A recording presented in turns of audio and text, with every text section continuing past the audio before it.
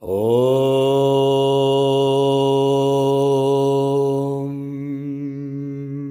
Kayena vacha manasyendrayirva Bhutyatmanava prakriti swabhava Karomi adyat sakalam paresma Narayana samarpayami Narayana samarpayami.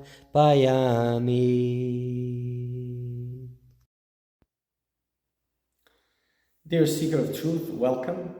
This is a very auspicious moment. We are going to talk about Bhakti. Bhakti, divine love. So we are going to talk about Bhakti as the essence of all spiritual paths, as the soul of all spiritual paths, and also as a path in itself, Bhakti Yoga. So this is a work made by sage Shandilya, the Shandilya Bhakti Sutras. Not much is known about this Shandilya, only that he was a sage, a God-realized being that gone through many other philosophies and finally got to the nectar-like Bhakti as the soul of it all. So Sage Shandilya had a very intellectual approach also. He was concerned about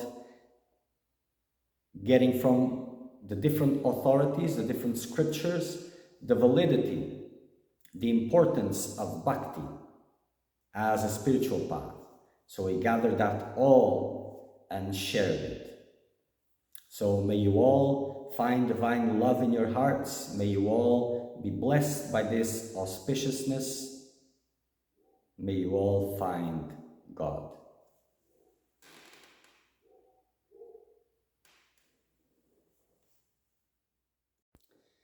Moving on, Shandilya Bhakti Sutras, Chapter 3, Lesson 1, Sutra 85. Bhajan or Parabhakti is of transcendental, identical with God, being of his essential potency, viz. Means is the end of itself. So, Bhajan or Seva or Bhakti at its climax is Prema Swarupa, embodiment of divine love.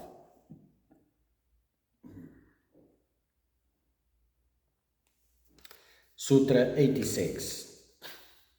God's external potency is Maya, is the material cause of the world, as it is the common factor in all insentient objects, but she is insentient or inert. So without God, without the life of God, she is insentient is inert. The almighty power of that Brahman has been declared in the Gita as Maya. Verily this my Maya power, consisting of the three gunas, is hard to overcome. Only those who take refuge in me will cross over this Maya. So this Maya, what we see is an obstacle to overcome. So people see this as something to succeed in, but it's actually something to overcome. To overcome so that God can be reached. Because this is insentient, inert matter, has no life of it, no purpose, no meaning. It is an obstacle to be transcended. Sutra 87. Due to the immanence of God in the universe, or his all-pervasiveness, all principles are subservient to or superintended by God, therefore nothing can exist beyond his jurisdiction. So again, affirming the supremacy of God, the transcendental existence of God. Sutra 88. Creation cannot take place from individual intellects because it's impossible. Therefore, it must be the Supreme Lord who has such an intellect. Obviously. What can this human mind create? What are the limitations? It cannot understand its own existence, its place in the world, the existence of the world. What about the rest? Sutra 89. Having created the high and the low, he produces the Vedas like a father. So, having created the high and the low, all these obstacles, these leelas, all of these things, he also created the Vedas like a father. That which gives direction, purpose and meaning to the soul so that they don't get stranded away.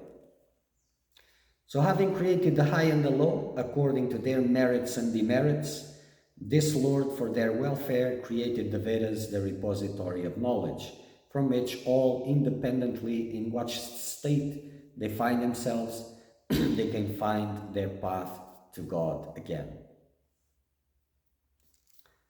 Sutra 90. Sometimes it is argued that the Vedas are difficult to understand, so they cannot be said to be created by the Creator with the intention of giving knowledge to the common and ordinary jiva. But it is not true, because the Vedas are vast repositories of knowledge to suit all categories of jivas and to cater all levels of intelligence and wisdom they have. So the Vedas, they are vast in knowledge, and sometimes it appears that they have conflicting knowledge, but they don't. They do not serve one purpose. They serve different, infinite purposes of beings, different beings with different levels of intelligence, of devotion, of life experiences, sins, and all of these things. It's a unique mixture. Each one has a way to understand and perceive things. So the Vedas, this vast knowledge, has all the same point, and it serves all these different types of beings. Sutra 91. The vision of truth is the prospect of humanity. This spoke Sri Badarayani Sri Vedvyas. So the vision of truth is the prospect of humanity. So it is the purpose of humanity. It is the highest purpose, the highest achievement of humanity that humanity can fathom, can envision. Sutra 92. Without the vision of truth, life is undone or is doomed to destruction. So, without the vision of truth, life is undone. What does this mean?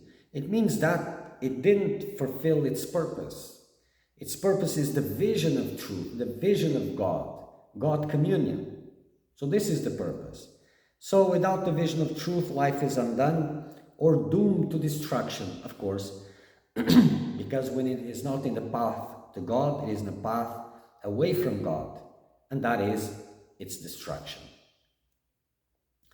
In the Brihadaranyaka Upanishad, indeed, whosoever in this world, without knowing this transcendental supreme personality of Godhead, departs from this world is the most unfortunate person and is undone in life.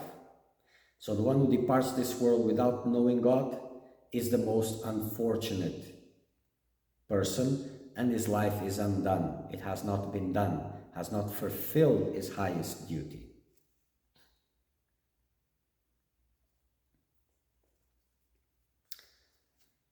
Lesson 2, Sutra 93. Bhagavan, that Supreme Being, is one without a second. There's no one else beyond him, besides him. Although he appears many as Paramatma, indwelling monitor of all jiva souls, like the sun reflected upon many transparent objects. Because God is devoid of any modifications by the agents of Maya, He is immutable, constant, eternal, and without parallel. We have been phrasing this since the beginning, so I will not lose much time in this. In the Chandogya Upanishad says, all this is Brahm and nothing but Brahm. And the Katha Upanishad says there is no multiplicity here, meaning only God exists. Sutra 94. If it is said that since the mortal creature has many attributes that are opposite to those of Brahm, the Supreme Being, so therefore the creature must be different from Brahm, this argument is fallacious and misleading. So just because the creature has characteristics which are opposite to those of God, he is still the same creature, because these modifications happen on the adjuncts of Maya, on the veils of the jiva, of the incarnated soul, not on the soul. The soul is equal to God. So finding God, reaching your soul, you will find the same.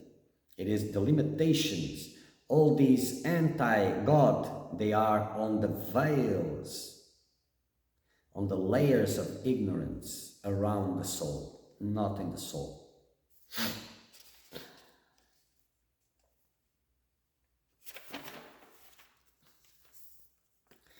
Sutra 95. That Brahm, the Supreme Being, has no shortcomings, no negativities or taints that are usually associated with this creation. Though it is a fact that the creation is a manifestation of Brahm, therefore, if there's the idea that Brahm too has the negativities and taints in him, like his revelation known as creation, this is wrong. Because the creation is a product of Maya. Maya is God's power, and it doesn't affect God. Sutra 96. And I have to make a point here. This kind of rationality is not even further discussed, because discussing it further is equal to offenses. So again, where do you stand to make these judgments and evaluations? Don't. Find out who you are, who God is, then you will know. Sutra 96. Identification with him is achieved through undivided, unalloyed devotion. Liberation is attained when the individual's internal organ, the mind, is dissolved completely in that love. So that exclusive, unalloyed, pure devotion for God is supposed to melt the mind, to dissolve the mind completely. And this is where identification with him is achieved or restored. Because achieved comes from the point where it is new, and it is new for that character. But we can also say when that identification with God is restored. Sutra 97. Life is ever lost for those who are steeped in nescience, as they run after the impossible hopes, which is happiness through sense objects.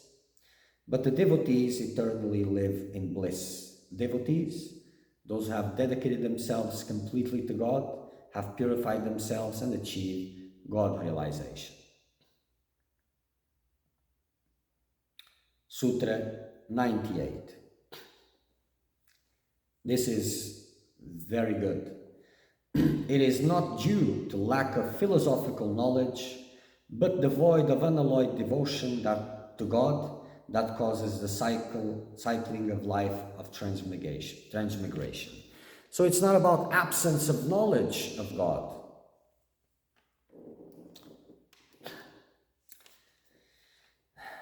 So for everyone, the knowledge of God, the philosophical knowledge of God is available. And even for those who dedicate themselves completely to spirituality, but don't have devotion for God as the central, as the goal of their spiritual practices, and they don't achieve self-realization or God realization, it's not because lacking of philosophical knowledge, but lacking of pure devotion for God. Because pure devotion is the only means of God realization or self-realization. Pure devotion is the only means.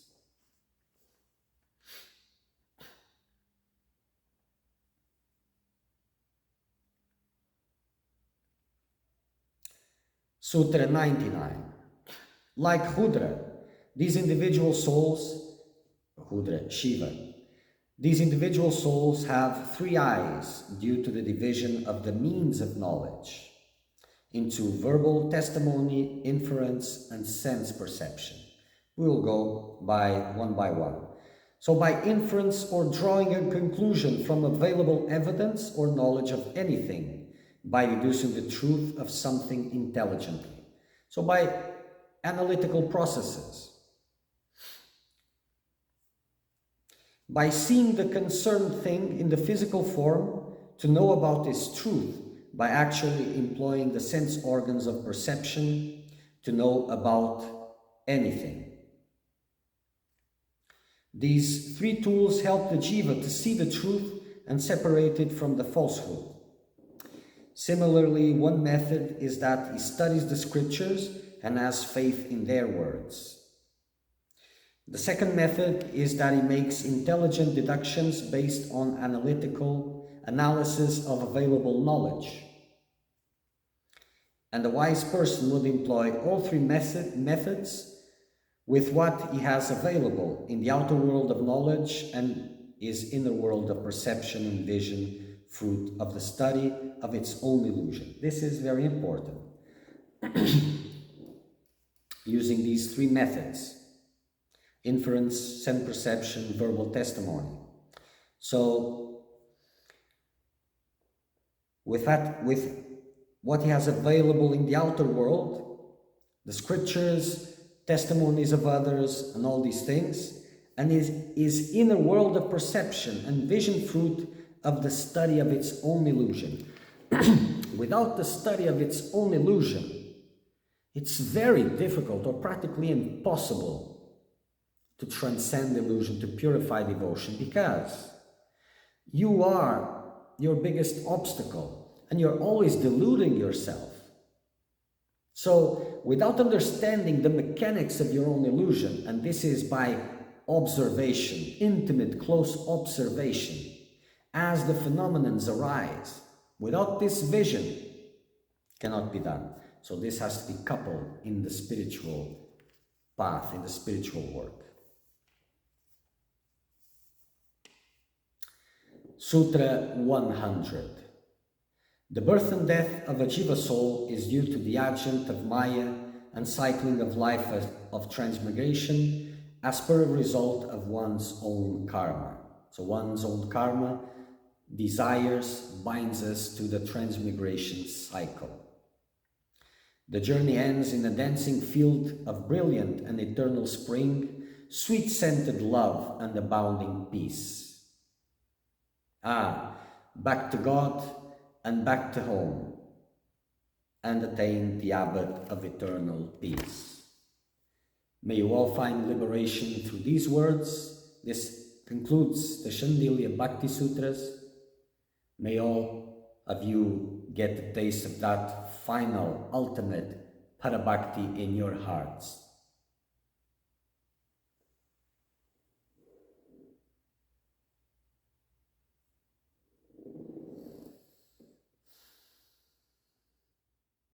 Tvameva mata cha pita tvameva, tvameva bandhushka sakha tvameva, tvameva vidya Dravinam Tvameva, Tvameva Sarvam, Mama Deva Deva.